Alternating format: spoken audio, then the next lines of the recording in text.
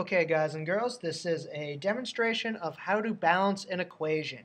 And the equation I have given as my example is Hg, which is mercury, plus oxygen, gives this compound called mercury oxide.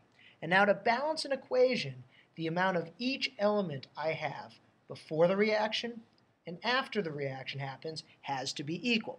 In other words, the amount of each element on the left side has to equal the amount I have on the right side. Well, the way to balance an equation is I'm going to set up a table where I can keep track of how many elements I have on each side. And so my goal is I'm going to say how many Hg's and O's I have over here, how many I have over here, and that's going to help me figure out what I need to do to make this balance. So on this side, there's no coefficient, or no subscript rather, next to the Hg, so I'm just going to call that 1. And I have 2 oxygens because of that subscript.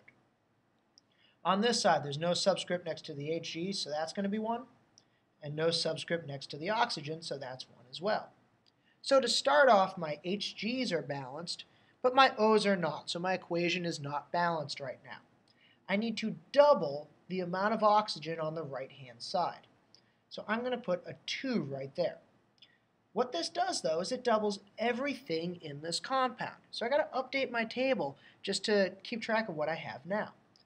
I have 2 times 1, which is 2 oxygens, and 2 times 1, 2 Hg's.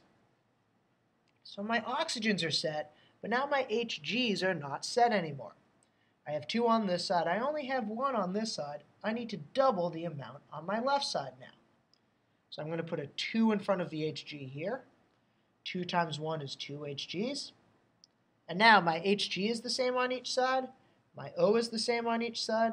My equation is balanced. So this is the first example of how to balance an equation.